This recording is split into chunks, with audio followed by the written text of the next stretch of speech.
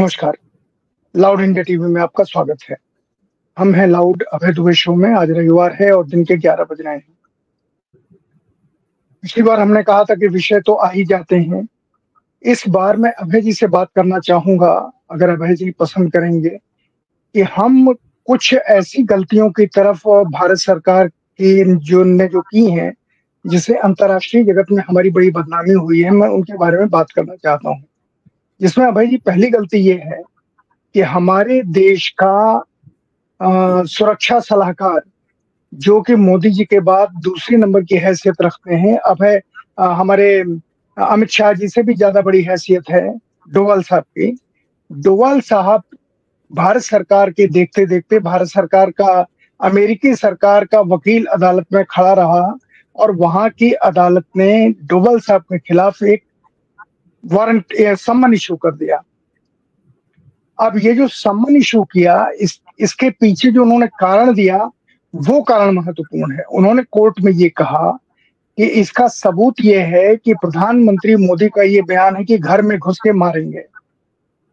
इस एक बयान को, क्योंकि हिंदुस्तान में ये सब कहीं आई नहीं चीजें, उन्होंने ये कहा कि मोदी जी का बयान है बहुत मशहूर कि घर में घुस के मारेंगे, और इस बयान को अमेरिकी सरकार के वकील की उपस्थिति में कोर्ट ने इसका संज्ञान लिया कि हाँ, ये चार्जेस सही हैं, इसलिए डोवाल साहब को के खिलाफ सम्मन जारी हुआ।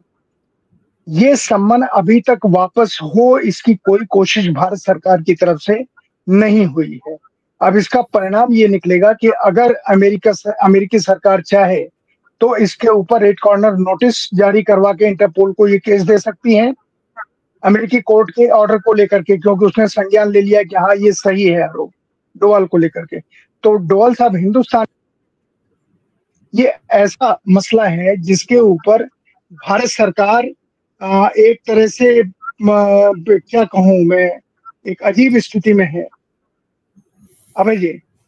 जी संतोष जी, ये तो आपकी तस्वीर तिरछी हो गई है, यहाँ पर आपका फ्रीज हो गया है पूरा का पूरा, आपका फ्रेम फ्रीज हो गया। हाँ, अब ठीक है, अब ठीक हो गया। अभी भी गड़बड़ हो गया? नहीं, अब ठीक है। अभी तस्वीर आपकी वैसी हो गई थी, राइट एंगल पे हो गई थी आपकी तस्वीर, समकोण पे हो गई थी। जी जी जी, अब मैं बोलूं? ओके, हाँ आप बोलिए। जी जी, देखिए, एक तो आपने जो प्रश्न उठाया है वो बहुत महत्वपूर्ण है और इस प्रश्न के ऊपर कहीं भी मीडिया में चर्चा नहीं हो रही है। मुझसे भी किसी ने ये सवाल नहीं पूछा जो आप मुझसे पूछ रहे हैं। मैं ये मानता हूं कि भारत का जो सुरक्षा प्रतिष्ठान है, जिसके शीर्ष पर अजय डोवाल साहब हैं, इस वक्त एक बहुत बड़े संकट से गुजर रहा है। और ये जो घटना हुई है कि अमेरिका से अजय डोवाल को सम्मन दे दिया गया, और न केवल वहां पे ये है बल्कि उस मुकदमे में जो पन्नू द्वारा दायर किया गया मुकदमा है, उसमें ये तक कहा गया है उसके अंदर कि हम नरेंद्र मोदी को इसलिए इसमें मुल्जिम नहीं बना रहे, नरेंद्र मोदी को इसलिए हम अभियुक्त नहीं बना रहे क्योंकि वो भारत के प्रधानमंत्री हैं और उन्हें कुछ इम्यूनिटीज प्राप्त हैं, उन्हें कुछ विशेष रूप से उन पर मुकदमा वो प्राप्त है। जिस दिन वो प्रधानमंत्री नहीं रहेंगे उस दिन हम उन्हें भी इसका अभियुक्त बनाएंगे। तो ये एक बहुत बड़ी घटना, और एक ऐसे व्यक्ति द्वारा इस घटना को अंजाम दिया गया है जिस व्यक्ति की दरअसल कोई हैसियत नहीं है, भारत में उसका कोई समर्थन नहीं है। पन्नू को पंजाब के सिख समर्थन नहीं करते, वो तो एक तरह का आतंकवादी, अलगाववादी, शरारती तत्व है जो कि अमेरिका और कनाडा की जो उदारता है, उस उदारता का लाभ उठाकर वहां सक्रिय रहता है और भारत विरोधी प्रचार चलाता रहता है। ऐसा व्यक्ति अगर भारत के सुरक्षा प्रतिष्ठान के ऊपर इतना बड़ा सवालिया निशान लगा सकता है, तो ये अपने आप में इस बात का सबूत है कि भारत का सुरक्षा प्रतिष्ठान कितना नाकाम है, कितना अक्षम है। इसके अंदर दूरंदेशी नाम की कोई चीज है नहीं। अब अभी नरेंद्र मोदी अमेरिका में भी थे। नरेंद्र मोदी जब से प्रधानमंत्री तीसरी बार बने हैं, वो लगातार विदेश का ही दौरा कर रहे हैं। उनकी तरफ से दावे ये किए जा रहे हैं, अभी क्वाड मीटिंग में गए थे, वहां पे वो अमेरिकी राष्ट्रपति के साथ बैठे थे। दावे ये किए जा रहे हैं कि वो क्वाड के अघोषित अध्यक्ष हैं। अघोषित नेतृत्व जो है क्वाड का, वो नरेंद्र मोदी के पास है। ये मीडिया ने इस तरह का दावा किया, वहां पे डिफेक्टो लीडर हैं वो वहां के। वो इस प्रकार की बात कही जा रही है। एक तरफ इस प्रकार की बात कही जा रही है और दूसरी तरफ भारत की विदेशों में इस कदर बदनामी हो रही है, जिसका भी आपने जिक्र किया। भारत के इतिहास में कभी ऐसा नहीं हुआ, कभी भी नहीं हुआ कि भारत के ऊपर आरोप लगाया जाए कि आपने आपकी जासूसी संस्थाओं ने या आपके सीक्रेट एजेंट्स ने जो भारत विरोधी लोग हैं उनकी अब विदेश में हत्या करवाने की कोशिश की। ऐसा कभी नहीं हुआ। अच्छा, इसमें एक सच्चाई भी है। सच्चाई यह है कि जब इस तरह की खबरें आती हैं जो कि मुख्य तौर पर अफवाहों की शक्ल में आती हैं, तो उससे भारतीय जनता पार्टी के समर्थकों और पैरोकारों के दिल में बड़ी गुदगुदी होती है और सोशल मीडिया पे जम के डींगे हाँकी जाती हैं इस सवाल को लेकर। आपसी बातचीत में एक दूसरे को शाबाशी दी जाती है कि ये देखिए ये जोरदार काम हम कर रहे हैं, मतलब जो है। और इसमें मॉडल इजराइल है उनका। उनको लगता है कि इजराइल ऐसा कर सकता है तो हम भी ऐसा कर सकते हैं। सारे इस पूरी सरकार का इस मामलों में मॉडल जो है पूरी तरीके से इजराइल है। तो ये जो, और हम लोग जानते हैं, और मैं लाउड इंडिया के मंच पे ये विवरण पूरा दे चुका हूं कि किस तरह मोदी जी ने जो सुरक्षा प्रतिष्ठान है उसको अगर तकनीकी सांगठनिक दृष्टि से देखा जाए तो शक्तिशाली बनाने की कोशिश की। जो अजित डोभाल साहब हैं उसके बाद एडिशनल एनएसए बनाए गए। इस सब के बावजूद इस वक्त 6 एनएसए हैं हमारे पास, एक दो नहीं, 6 एनएसए हैं। 6 एनएसए, उसमें उसके शीर्ष पर डोभाल साहब हैं। इसके बावजूद भी आप किसी भी चीज का कोई पूर्वानुमान नहीं लगा पाते। मालदीव में जो हुआ उसका पूर्वानुमान आप नहीं लगा पाए। भारत समर्थक अभी अब हम अभी अमेरिका में जो हुआ है उसके ऊपर रखें।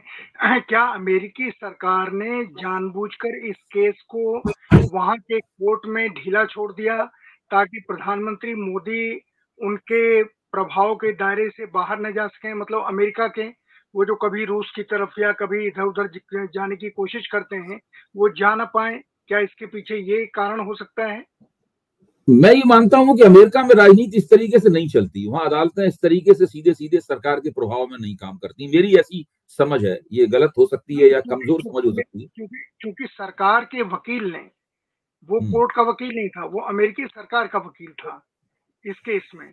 तो उसने चूंकि कोई इसमें हस्तक्षेप नहीं किया, ये नहीं कहा कि इसको रोका जाए या इसके मतलब कोई बहस नहीं की उसने, इसलिए मैं देखिए, अमेरिकन लिबरलिज्म जो है, मैं ये कहता हूं कि अमेरिकन लिबरलिज्म जो है, अमेरिकी उदारतावाद है, अगर आप उसकी ब्रिटिश उदारतावाद से तुलना करें तो वो काफी ज्यादा रेडिकल।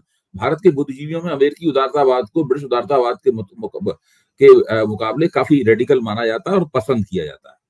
खासतौर से मेरे जो लोग गुरु रहे हैं सोशल साइंस की दुनिया में, उनका तो यही कहना था। मुझे ये लगता है कि अमेरिका में अदालतों के ऊपर इस तरह का प्रभाव नहीं डाला जाता है और जो वकील भी होते हैं, सरकार के वकील जो हैं, उनके भी उस तरह की काम करने की शैली नहीं होती जैसे यहाँ के अटॉर्नी जनरलों की और यहाँ के एडवोकेट जनरलों की होती है कि उनको एक पॉलिटिकल ब्रीफ दिया जाता है और बिल्कुल हू बहू वो पार्टी के कार्यकर्ता की भांति उसका पालन करते हैं। ये सब अमेरिकी फेडरलिज्म भी बहुत अलग तरीके का है।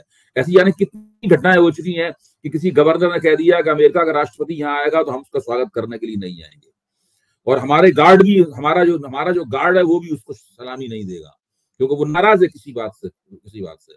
हालत यह है कि अगर जो केंद्र में जो वाशिंगटन डीसी में जो सरकार हुकूमत कर रही है, अगर किसी बात पर 2-3 प्रदेश जो है वो वहां पे राजी नहीं है तो उसके खिलाफ कानून बना देते हैं और उससे उनको ये नहीं लगता कि साहब ये देश की एकता तोड़ रहे हैं और ये गद्दार हैं वगैरह। इस प्रकार की बातें अमेरिका में नहीं होती। तो अमेरिकी इसीलिए कह रहा हूं कि जो उत्तरी अमेरिका का जो उदारतावाद है, इसमें कनाडा भी शामिल हो जाता है। नॉर्थ अमेरिका में कनाडा भी आ जाता है।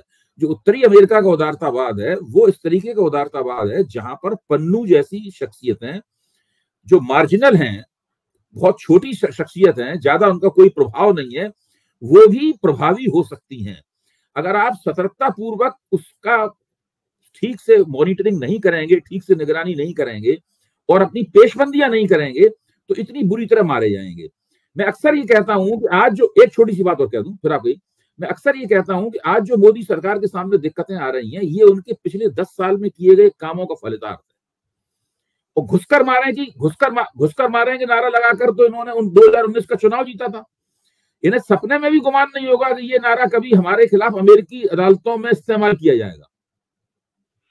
तो अभय जी, महत्वपूर्ण मैं जो आज का विषय जो मेरे दिमाग में आ रहा है, जो मैंने शुरू में नहीं कहा, मैं दरअसल प्रधानमंत्री मोदी की 10 या 5 या 4 कौन सी बड़ी चूकें हैं उनको मैं आइडेंटिफाई करने की कोशिश कर रहा हूँ। मैं प्रधानमंत्री जी का नाम इसलिए ले रहा हूँ कि भारत सरकार का मतलब देश और विदेश के मसले में सिर्फ और सिर्फ प्रधानमंत्री या पीएमओ है और किसी का कोई दखल है नहीं, ये सच्चाई है।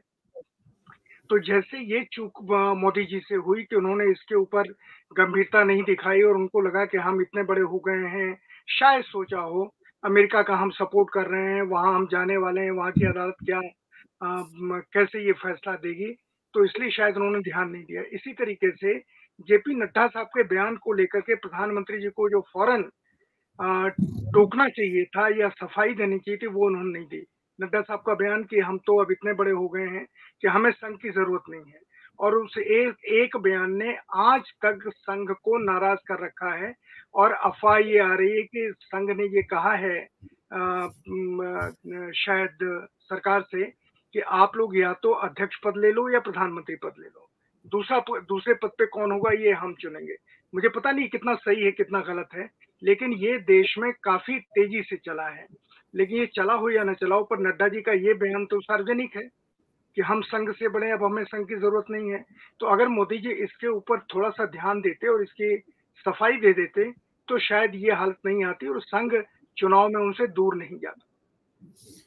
संतोष जी, मैं पहली बात तो ये कहूंगा कि नड्डा साहब ये वक्तव्य अपनी मर्जी से दे नहीं सकते थे किसी कीमत पर। चुनाव के बीच में इतनी संगीन घड़ी में ये वक्तव्य दिया गया है। इंडियन एक्सप्रेस जैसे अखबार को वक्तव्य दिया गया है, एक्सप्रेस ने कोई गलतफहमी न रह जाए इसलिए उस हिंदी में ही उन बातों को लिखा, रोमन लिपि में हिंदी में ही उन बातों को लिखा ताकि ये कहना खाया सके कि हमारे वक्तव्य को तोड़ मरोड़ के प्रकाशित किया गया। ये वक्तव्य अमित शाह और नरेंद्र मोदी की मर्जी से दिया गया था, मेरी अपनी मान्यता ये है। वरना नड्डा की ये औकात नहीं है, जगत प्रकाश नड्डा की, कि वो ऐसा वक्तव्य राष्ट्रीय स्वयंसेवक संघ के खिलाफ और भारतीय जनता पार्टी को उसके प्रभाव से आजाद हो गई है भारतीय जनता पार्टी, इस तरह का वो दावा करते। इसीलिए कभी भी इस वक्तव्य का कोई स्पष्ट खंडन नरेंद्र मोदी या अमित शाह की तरफ से नहीं किया गया। उनकी मर्जी से वक्तव्य दिया गया था। पिछले 10 साल में नरेंद्र मोदी इस निर्णय पर पहुंच चुके थे। 10 साल में हमने संघ के पर अच्छी तरीके से कतर दिए हैं। अब संघ की वो औकात नहीं रही कि वो हमको नियंत्रित कर पाए। वो बिल्कुल जब गुजरात के मुख्यमंत्री के तौर पर जिस मानस और जिस मानस में चल रहे थे, वो लग रहा था उन्हें कि वो आप देखिए ना कि जिस वक्त चुनाव चल रहा था, जैसे जैसे चुनाव आगे बढ़ रहा था, मोदी जी की मानसिकता क्या हो रही थी, हम लोगों को थोड़ी सी इसकी रीडिंग भी करनी चाहिए। मोदी जी धीरे धीरे यकीन करने लगे थे कि वो 300 से 350 के बीच में जा रहे हैं। 400 भले न मिले, लेकिन 300 350 के बीच में भाजपा जा रही है। और जैसे ही बिल्कुल उन्हें पक्का यकीन था, उनके सलाहकारों को यकीन था, और वो विपक्ष जो मुहिम चला रहा था महंगाई बेरोजगारी के सवाल को लेकर, उसको वो लोग आपस में उस मुहिम को लेकर आपस में मजाक करते थे, आपस में खिल्ली उड़ाते थे कि ये लोग हमें क्या महंगाई और बेरोजगारी को मुद्दा बना के भी कोई चुनाव लड़ा जाता है। ये स्थिति थी इनकी। और जब एग्जिट पोल आए तो एग्जिट पोल में जब कहा गया कि भाई आपको इतनी इतनी सीटें मिलेंगी, तो इससे लोग बहुत खुश हुए और इनके लोगों ने ये दावेदारी कर दी कि एग्जिट पोल कम दिखा रहा है सीटें, हमें इससे भी ज्यादा सीटें मिलेंगी। और जब उनके पदाधिकारियों के सामने बात रखी गई, भाई महंगाई बेरोजगारी बहुत बड़ा मुद्दा है, तो हंस के बोले ये भी कोई मुद्दा है, मोदी जी ने सब फिक्स कर दिया है। यहाँ तक कि जिस दिन रिजल्ट आ रहे थे उस दिन 8 बजे से 8:30 9 बजे तक, जबकि खुलती नहीं है वो ईवीएम खुलती नहीं है, उस वक्त जो मोदी जी के तमाम समर्थक, चेतन भगत जैसे बड़े बड़े बुद्धिजीवी दिन रात मोदी जी की तारीफ में लेख लिख रहे थे, वो सब कह रहे थे तो सारा मामला, चेतन भगत ने मुझसे खुद कहा, सारा मामला सेट हो गया है, उसी के तहत सबको चलना है। इस तरह की बातें हो रही थी। ये बात दूसरी है, जब नतीजे आने शुरू हुए, उत्तर प्रदेश खोलना शुरू हुआ, राजस्थान खोलना शुरू हुआ, हरियाणा खोलना शुरू हुआ, कर्नाटक खोलना शुरू हुआ, तब इन लोगों को लगा, महाराष्ट्र खोलना शुरू हुआ, तब इन लोगों ने धीरे धीरे करके अपनी राय बदली। अब तो वो कुछ और कह रहे हैं, अब तो कह रहे हैं कि राहुल गांधी एक बड़े जबरदस्त खटाखट नेता के तौर पर विकसित हो गए हैं। ये सब लोग यही सब सोच के आए थे। इनका वो बिल्कुल जो 4 जून का दिन था, उस दिन ये तमाम चैनलों पर मोदी जी का विजय गीत गाने के लिए जमा हुए थे। वो विजय गीत में गड़बड़ी पड़ गई। ये पूरी स्थिति थी। देखिए, मोदी जी ने जो राष्ट्रसंघ के बारे में वक्तव्य दिलाया, ये वक्तव्य वो अपनी हम और आप आज समीक्षा करते हुए कहें ये उनकी चूक थी, उन्हें इसका ठीक का, वो तो अपनी पीठ खुद ठोक रहे थे। ये तो बाद में हैरत में पड़ गए खुद ही कि क्या हुआ। इन्हें यकीन ही नहीं था कि यूपी में इस तरह हार जाएंगे, बाकी जगह आधी सीटें, हरियाणा में आधी सीटें हार जाएंगे, 10 सीटें वहां हार जाएंगे, 10 सीटें वहां हार जाएंगे। इन्हें विश्वास तो यकीन ही नहीं था। तो मुझे नहीं लगता कि वो चूक थी उनकी निगाह में। अगर आज भी वो तमाम जिन बातों को हम उनकी चूक मानते हैं, गलती मानते हैं, वो आज भी नहीं मानते कि उनकी चूक और गलतियां थी। हाँ, तो हम तो आपके और अपने नजरिए से ही बात कर रहे हैं। क्या बुलेट ट्रेन की घोषणा करना और उसके ऊपर सारे देश का ध्यान एकत्रित करना कि दुनिया में हम के बराबर हम खड़े हो जाएंगे, एक बुलेट ट्रेन चला देंगे, क्या ये भी उनकी एक चूक मानी जा सकती है? या इसने भारत का दर्जा विश्व में एक सफलतम विकसित हो रहे राष्ट्र के रूप में सामने रखा? देखिए, ये सारे झूठ हैं जो ये लोग मुतवातिर बोलते रहते हैं। ये बिल्कुल झूठ की फैक्ट्री है, लगातार इन झूठों को बोलते रहना। और मीडिया द्वारा, दिक्कत की बात ये, मीडिया द्वारा इनकी समीक्षा नहीं होती है, इनका ऑडिट नहीं होता है, इनका खंडन नहीं होता है मीडिया द्वारा, इसलिए ये झूठ सार्वजनिक रूप से परोस दिए जाते हैं। अब जनता के ऊपर है कि उनको झूठ समझ के ग्रहण करे या न झूठ, या कुछ थोड़ा सा 50% घटा दे, 60% घटा के ग्रहण करे, या पूरी तरीके से उनको त्याग दे, पूरी तरीके से खारिज कर दे उनको। ये सब जनता के ऊपर है। मीडिया और मोदी ये दोनों बिल्कुल एक दूसरे से गुथे हुए हैं, यानी इम्ब्रिकेटेड हैं। ये कहीं एक मिनट भी अलग नहीं है। 4 जून के नतीजों के बावजूद भी आज भी उसी तरीके से एक दूसरे को पुष्ट करते हुए काम कर रहे हैं। अब मोदी जी लगातार, बड़े ताज्जुब की बात है, मोदी जी चुनाव में भाषण देते हैं कि कांग्रेस ने ऐसा, अब कश्मीर के ऊपर उनके भाषणों को आप देखिए। कश्मीर में वो लोग लगातार कह रहे हैं कि भाई नेशनल कॉन्फ्रेंस और ये लोग जो है अलगाववादी हैं, गद्दार हैं, ये सब जो है। अभी कुछ दिन पहले तो भाई हम और आप कश्मीर गए थे, तो आपको ध्यान होगा उस वक्त इन्हीं की सरकार चल रही थी पीडीपी के साथ। आपको ध्यान है ना? हम और आप, अशोक जी और कश्मीर, हाँ, इनकी सरकार चल रही थी उस वक्त वहां पर। और अब ये सबको ये कह रहे हैं, तो ये भी मान के चलते हैं कि जनता मूर्ख है। वो जो कहेगी वो हम बात मान ले, हमारी बात मान ली जाएगी। और कब तक नहीं मानेगी जनता? हम लगातार एक बात कहते ही रहेंगे उसके सामने, कभी ना कभी तो मान ही लेगी थोड़ी। और एक जमाने में इनकी बात मानी भी जाती थी, ये झूठ इनके लोग स्वीकार भी कर लेते थे। लेकिन आज स्थिति बदल गई है। आज झूठ इनके लोग उस तरीके से स्वीकार करने को तैयार नहीं है। सब लोग इनकी बातों में सोचते हैं कि ये क्या कह रहे हैं, इसका मतलब क्या है। और ये इनके लिए सबसे बड़ी खतरे की घंटी है। अभय जी, एक विषय जिस विषय के ऊपर मैं आपसे बात कर रहा हूँ, मैं पिछले 2 दिनों से उन लोगों से ज्यादा बात कर रहा हूँ जो भारतीय जनता पार्टी के सचमुच समर्थक हैं। स्ट्रेटजिकल समर्थक नहीं है, सचमुच दिल से समर्थक हैं। उन लोगों से बातचीत करते हुए मुझे एक नुक्ता समझ में आया, जो उन्होंने कहा कि मोदी जी से एक बड़ी चूक ये हुई कि उन्होंने राहुल गांधी को अपने बराबर खड़ा कर दिया। अगर वो राहुल गांधी पे इतने हमले नहीं करते या राहुल गांधी का मजाक नहीं उड़ाते देश में, तो राहुल गांधी की आज ये हैसियत नहीं होती कि राहुल गांधी जो कह रहे हैं देश का बड़ा हिस्सा उसको सही समझ रहा है, और मोदी जी जो कह रहे हैं देश का बड़ा हिस्सा उसके ऊपर शंकालु हो गया है। अभय जी, देखिए, ये तो बहुत, अब मैं इसको मौका परस्ती कहूंगा भाजपा के जो जो बहुत ही हार्दिक समर्थक हैं उनकी। जिस वक्त राहुल गांधी का पप्पूकरण किया जा रहा था, उसमें करोड़ों रुपए खर्च किए जा रहे थे और दिन रात उनकी खिल्ली उड़ाई जाती थी, और जब उनकी सांसदी छीनी जा रही थी, जब उनको घर से निकाला जा रहा था, तो ये सब लोग तो भजन मंडली की तरह व्यवहार कर रहे थे। ये सब लोग नाच कूद रहे थे, कितना बढ़िया काम हो रहा है, क्या बढ़िया काम हो रहा है। सब लोग, तब इन लोग, अगर ये लोग गलत काम था तो इन लोगों को मोदी जी को चेतावनी देनी चाहिए थी, एक बिरादराना चेतावनी देनी चाहिए थी। ये आरोप मैं राष्ट्रीय स्वयंसेवक संघ पर भी लगाता हूं। जिस वक्त मोदी जी खुद को भगवान कह रहे थे या उनको विष्णु का अवतार बताया जा रहा था, तो मोहन भागवत के मुंह में दही जमा हुआ था क्या? तब कहां बैठ क्या? अब जैसे मोदी जी के हाथ से बहुमत गया और वो थोड़े कमजोर हुए, तब अब तरह तरह की बातें, तरह तरह की खिल्लियां उड़ाई जा रही है मोदी जी का। देखा जाए तो मोदी जी कहते हैं कि मेरा अपमान किया जा रहा है प्रधानमंत्री के तौर पर। सबसे ज्यादा अपमान तो राष्ट्रीय स्वयंसेवक संघ ने किया है इनका। वो विपक्ष पे आरोप लगाते हैं, राष्ट्रीय स्वयंसेवक संघ भी तो एक छोटे मोटे विपक्ष, एक ऐसे अघोषित विपक्ष की भूमिका इनके लिए निभा रहा है। ये इनके जो समर्थक वगैरह है, ये बिल्कुल मौका परस्ती। उस वक्त सब लोग मोदी जी की जो प्रभामंडल था, इसको मोदी जी दैवी प्रभामंडल बनाने में तुले हुए थे। ये उस प्रभामंडल की रोशनी में नहाए हुए तृप्त लोग थे और जो जय जयकार के निरंतर नारे लगा रहे थे, भजन कीर्तन लगातार हो रहा था। अब रिट्रोस्पेक्टिवली आप कोई भी बात कह दें, सिंहावलोकन करके कोई भी बात कह दें, ये आपने गलती की, वो आपने गलती की। हमारे लिए, हम तो तब भी कहते थे कि मोदी जी गलत काम कर रहे हैं, आज भी हम कह रहे हैं वो काम उनका गलत था। नोटबंदी की थी, हम तब भी कहते थे गलत काम है, आज भी कहते हैं गलत काम किया था उनका। अब जो घटना हो चुकी है और उसके राजनीतिक परिणाम, दुष्परिणाम सामने आ गए हैं, उसके प्रभाव में आप कहेंगे मोदी जी ने गलत काम किया है, तो उसकी तो कोई, इसका मैं तो उसे अवसरवाद कहूंगा। फिर आपकी तस्वीर तिरछी हो गई है। हाँ, और क्या बताऊं, ये अजीब चीज होती है इसमें, जब हम इंटरनेट पे बात करते हैं, कोई फोन आ जाए तो बिल्कुल डिस्टर्ब हो जाते हैं। अब ये सबसे बड़ी चूक हाँ। जो जो देखिए, ये सारी चीजें आ चुकी हैं, पर इस समय हम बात कर रहे हैं कि अगर जिसको आप गलती कहते हैं, मैं उसको, या जानबूझ के की गई गलती कह रहे हैं, मैं उसको सिर्फ अभी चूक के रूप में ले रहा हूँ। जो देश के प्रति लोग सोचते हैं और जो मोदी जी से भारतीय जनता पार्टी के नहीं है, वो भी आशा लगा के बैठे थे। उनका ये कहना है कि जो मैंने अभी चार चीजें आपसे कही, वो कह रहे सबसे बड़ी चूक जो अभी आपने जिक्र किया मोदी जी की, ये भी रही कि उन्होंने अपने को अविनाशी बता दिया, ईश्वर का द्वारा भेजा हुआ बता दिया, और देश में ये बता दिया कि मैं सचमुच भगवान हूँ।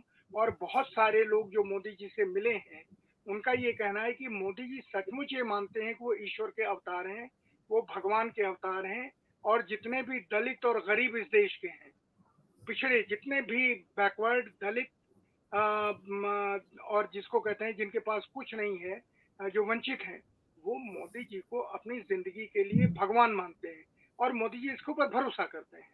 और मैं ये बात इसलिए कह रहा हूँ कि आपसे एक छोटी सी बात बताऊं। आप भी जानते हैं कि सोमनाथ मंदिर में जब गजनी ने चढ़ाई की और मारने लगा, तो सारे पुजारी वहां बैठ के शिव स्तोत्र का जाप करने लगे कि अभी भगवान का नेत्र खुलेगा और ये सब भस्म हो जाएंगे।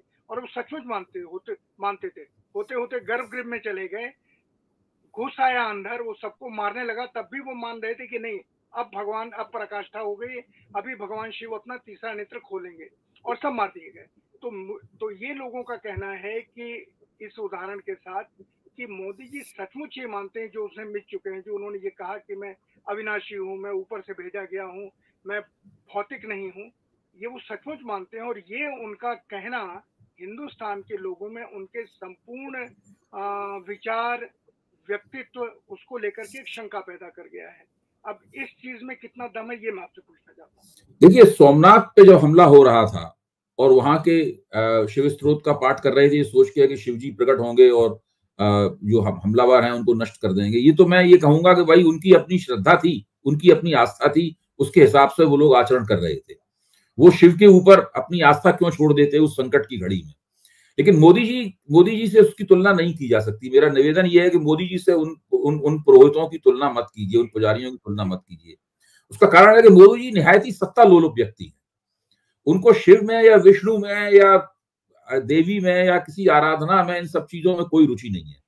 उन्होंने बहुत ही सुचिंतित और योजनाबद्ध तरीके से उन्होंने अपने 2019 के बाद, 2019 वाला जो कार्यकाल था उसके आखिरी 3 साल उन्होंने राजनीतिक प्रमुख के साथ साथ धार्मिक प्रमुख भी बनने की उन्होंने पूरी कोशिश की। और उसी योजना के तहत इस प्रकार के वक्तव्य दिए गए, दिलवाए गए। उसी योजना के तहत मंदिरों की प्राण प्रतिष्ठा की गई। उसी योजना के तहत सब जगह जगह अबू धाबी तक मंदिरों का उद्घाटन किया गया और शंकराचार्य की अवहेलना की गई उसी योजना के तहत। शंकराचार्य की कोई औकात नहीं है मेरे सामने। 2 व्यक्ति थे ऐसे, एक तो उत्तर प्रदेश के मुख्यमंत्री योगी आदित्यनाथ और भारत के प्रधानमंत्री नरेंद्र मोदी। योगी आदित्यनाथ धार्मिक प्रमुख पहले से थे, उनको राजनीतिक प्रमुख बनना था। मोदी राजनीतिक प्रमुख पहले से थे, उनको धार्मिक प्रमुख भी बनना था। तो ये दोनों शख्सियतें कोशिश कर रही थी कि हम धार्मिक प्रमुख भी बने, राजनीतिक प्रमुख भी बने। ये कुछ एक हिंदू खलीफा जैसा बनने का, खलीफा जो होता था मुस्लिम तुर्की में, धार्मिक प्रमुख भी होता था, राजनीतिक प्रमुख भी होता था। ये बाकायदा एक प्रयोग किया गया है, मेरा मानना है। और मैं उसको घटनाक्रम के लिहाज से, परिस्थिति जन साक्ष्यों के लिहाज से साबित भी करूंगा। मेरा इरादा भी है मैं इसके ऊपर एकेडमिक काम करने का। और राष्ट्रीय स्वयंसेवक संघ इस प्रयोग को ध्यान से देख रहा था। योगी जी को मुख्यमंत्री बनाने में उसकी भूमिका थी, मोदी जी को प्रधानमंत्री बनाने में उसकी भूमिका उतनी नहीं थी। लेकिन मोदी जी को धार्मिक प्रमुख बनते देखने के लिए भाई आखिरकार क्यों, जब वो शंकराचार्य की बातों का उल्लंघन कर रहे थे, उनकी निर्देशों का उल्लंघन कर रहे थे, उस वक्त मोहन भागवत ने इस पर आपत्ति क्यों नहीं की? भाई प्रश्न इस बात का है, मोहन भागवत दूसरे नंबर, उन्होंने जब प्राण प्रतिष्ठा की आरती हो रही थी, वहां पर पूजा हो रही थी, तो मोदी जी के बाद दूसरे नंबर पर रहना मोहन भागवत ने क्यों कबूल कर लिया? क्योंकि ये सब लोग देख रहे थे हो सकता है कि इस देश में एक इस तरह की शख्सियत उभर आए, प्रदेश के स्तर पर वहां प्रयोग चल रहा है, राष्ट्र के स्तर पर यहां प्रयोग चल रहा है कि एक ऐसा व्यक्ति उभर आए जिसको लोग न केवल अपना राजनीतिक प्रमुख माने बल्कि अपना धार्मिक नेता भी मान लें। एक बार ऐसा व्यक्ति उभर आया तो हिंदू राष्ट्र बन ही जाएगा बिल्कुल पूरी तरीके से, और वैसा हिंदू राष्ट्र बनेगा ऐसा अतीत में कभी रहा ही नहीं। भारत में हमेशा ही से हिंदू बहुसंख्या में रहे, 80-90% रहे ही हैं भारत में हमेशा से, लेकिन ऐसा तो कभी भी नहीं हुआ भारत के किसी भी राजा, किसी भी सम्राट ने कभी भी अपने आप को राजनीतिक प्रमुख के साथ धार्मिक प्रमुख घोषित नहीं किया। ये पहला प्रयोग था, और जब तक ये प्रयोग चलता रहा इन लोगों ने कभी उस पर कोई आपत्ति दर्ज नहीं कराई। एक आपको ऑब्जेक्शन, जो अपने आप को सनातन धर्म के पैरोकार मानते हैं, कभी तो उन्होंने कहा होता कि भाई ये काम ठीक नहीं हो रहा है। ये सब बातें तब कहीं जा रही हैं जबकि मोदी जी चुनाव में वो सफलता नहीं प्राप्त कर सके जिसका वो दावा कर रहे थे। इसलिए मोदी जी की खिसियाट भी एक तरह से न्यायोचित है इन लोगों के प्रति। मोदी जी खिसियाट है कि अच्छा जब हम पूरी तरह सत्ता पे काबिज थे तब तो ये लोग हमारी चरण वंदना में लगे हुए थे, और जरा सा हम रपटे हमारी 63 सीटें हमारे प्रभाव क्षेत्र में कम हो गई तो अब उसके लिए हमारी टांग खींच रहे हैं ये लोग, हमारी खिल्ली उड़ा रहे हैं, हमारा मजाक उड़ा रहे हैं। तो ये तो बाकायदा एक प्रयोग था। अभय जी, अब आखिरी सवाल मैं ये जानना चाह रहा हूँ, क्योंकि इस तरीके से बहुत सारे सवाल हैं मन में जो जिनके बारे में मैं बात करना चाह रहा हूँ, वो ये कि इधर जो प्रधानमंत्री जी ने फिर एक इलेक्शन कैंपेन में एक नई चीज शुरू कर दी है जो बीच में बंद कर दी थी। उन्होंने कांग्रेस को पाकिस्तान का एजेंट साबित करने की कोशिश की है, और इसका मतलब ये कि वो राहुल गांधी को पाकिस्तान का एजेंट बनाने की बात कर रहे हैं। चीन का नहीं बनाने की बात कर रहे हैं, पाकिस्तान का बनाने की बात कर रहे हैं, और हर जगह उसी तरह के बयान दे रहे हैं जो सीधे राहुल गांधी के ऊपर असर करते हैं। तो क्या आपको लगता है कि इस देश में जिन्होंने अभी पिछले चुनाव का रिजल्ट दिया है और ये जो चारों राज्यों के चुनाव आ रहे हैं, इन चारों राज्यों के चुनाव में क्या मोदी जी के ये वक्तव्य उनकी चूक का ऐसा कारण तो नहीं बनेंगे जो भारतीय जनता पार्टी को थोड़ा सा चुनाव के बाद परेशानी महसूस हो? देखिए, मैं आमतौर पर भविष्यवाणियां नहीं करता और चुनाव की खासतौर से और भी परहेज करता हूं, लेकिन हरियाणा का चुनाव तो कुछ इस तरह का चुनाव है जिसमें भविष्यवाणी करना बड़ा सुरक्षित है। आप गलत हो ही नहीं सकते। हरियाणा में भारतीय जनता पार्टी बहुत अंदेशा है कि उसकी न केवल पराजय हो बल्कि ऐतिहासिक पराजय हो। कश्मीर में भी भाजपा कुछ, जम्मू में कुछ सीटें जीतेगी जरूर, लेकिन बाकी कुछ नहीं कर पाएगी। तो 2 चुनाव हो रहे हैं, दोनों चुनाव का नतीजा 2-0 रहेगा निश्चित रूप से। अच्छा, अब ये इस तरह के वक्तव्य, अच्छा, लेकिन इसका मतलब ये नहीं है कि ये लोग अपनी रणनीति बदल लेंगे। आपने जो इशारा किया है ये वही करते रहे। जब 4 जून के नतीजे के बाद उन्होंने अपनी रणनीति नहीं बदली, जो कि बहुत बड़ा चुनाव था, इसने भारतीय जनता पार्टी को एक तरह से पुनर्परिभाषित होने की राह पर डाल दिया। मोदी जी की शख्सियत को पुनर्परिभाषित होने की राह पर डाल दिया वहां पर। वो अब इन 2 विधानसभा चुनाव के बाद भी रणनीति नहीं बदलेंगे, ये यही कहते रहेंगे। आप देखिए, लोकसभा चुनाव के बाद में लगातार ही कोशिश की जा रही है कि हिंदू बनाम मुसलमान करने के लिए कोई ट्रिगर पॉइंट मिल जाए, कहीं से भी मिल जाए ट्रिगर पॉइंट। लड्डू में मिल जाए, बांग्लादेश में मुसलमान हिंदुओं पर अत्याचार में मिल जाए, कहीं भी मिल जाए, कोई ट्रिगर पॉइंट मिल जाए कहीं से। ये पूरी कोशिश लगातार की जा रही है, वो मिल नहीं रहा है उन्हें कहीं भी। और ट्रिगर पॉइंट केवल पाकिस्तान और मुसलमान के सवाल पे मिल सकता है। इसलिए विपक्ष को पाकिस्तान का एजेंट बताओ, और पूरे चुनाव प्रचार के दौरान लोकसभा में तो विपक्ष को मुसलमानों का एजेंट बताते ही रहे ये लोग। मोदी खुद भी मुसलमानों का एजेंट ही तो बताते रहे राहुल गांधी और कांग्रेस को। ये सब फिर लगातार यही बोलते रहेंगे क्योंकि इनके पास ये इसके अलावा कुछ आता नहीं है इनको, तो ये लगातार यही बोलते रहेंगे। जी जी, आप पूरा कीजिए पहले। हाँ ठीक है, आप बताएं, मैं कह दिया मैंने अपनी बात। तो मैं आपके कहने का ये मतलब निकाल रहा हूँ कि भारतीय जनता पार्टी या संघ अगर अपना जो जो जो रुख उसने बनाया है इस समय, बयानों का या वक्तव्यों का या प्रचार के तरीके का, उसको वो सुधारने की कोशिश नहीं करेंगे, भले ही उनके पास इसको लेकर के चेतावनी भरे संकेत पहुंच रहे हो तब भी। ऐसा आपका मानना है? वो चुनाव नतीजों को चेतावनी के तौर पर देख ही नहीं रहे हैं। वो तो कह रहे हैं कि ये प्रबंधन में कुछ कमी रह गई है। उनकी थीसिस ये है कि हमारा जो चुनावी मैनेजमेंट बहुत शानदार होता था अमित शाह जी का, उसमें एक तो भारतीय भाजपा के अंदर गुटबाजी कुछ ज्यादा हो गई थी, उसका हम लोग निपटारा नहीं कर पाए, कुछ मैनेजमेंट में कमी रह गई, इसका नहीं निपटारा कर पाए। आप देखिए लगातार कांग्रेस के खिलाफ यही सब बात बोलते रहते हैं, विपक्ष के खिलाफ एक ही बात लगातार बोलते रहते हैं, और सब वही कार्रवाई, सब तरफ से तो चेतावनी मिल रही, अदालतें चेतावनी दे रही हैं। अभी पीएमएलए के नाम पर सुप्रीम कोर्ट ने साफ कहा कि पीएमएलए का इस्तेमाल लोगों को, नेताओं को लंबे समय तक हिरासत में रखने के लिए नहीं किया जा सकता, क्योंकि पीएमएलए का यही इस्तेमाल कर रहे हैं।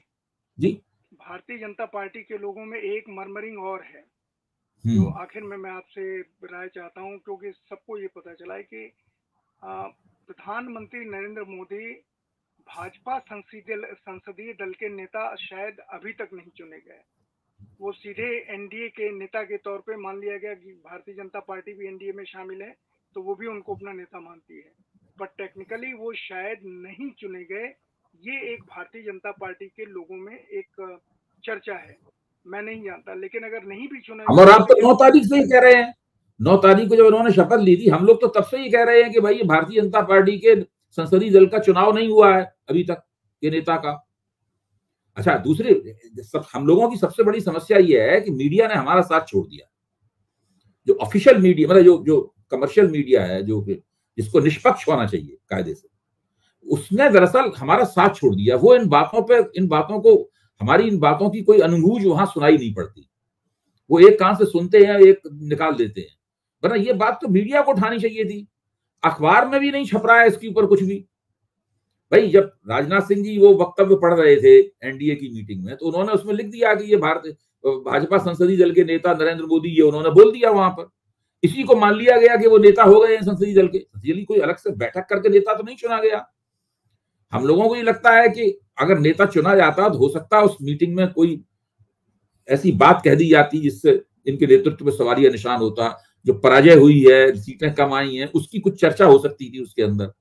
इससे बचने के लिए काफी जल्दबाजी की गई, बहुत ही अफरा तफरी में सारे निर्णय लिए गए, और चूंकि उनका मीडिया पे और इस तरह कब्जा अभी भी बरकरार है, इसलिए इनको सवालिया निशान इन बातों पर नहीं लगा।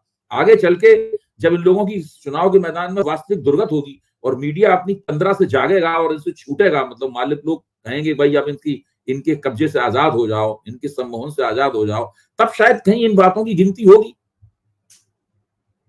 तो अभय जी, आज का प्रोग्राम समाप्त करते हैं, और शायद अगली बार जब हम बैठेंगे तब तक चुनाव के नतीजे हमारे सामने आ चुके होंगे, ऐसा मेरा अंदाजा है।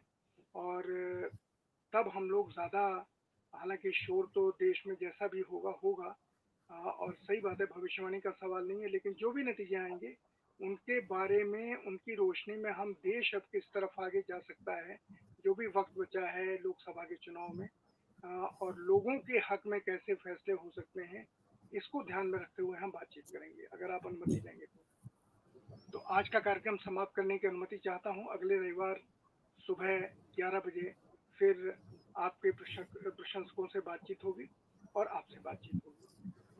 बहुत बहुत धन्यवाद, नमस्कार।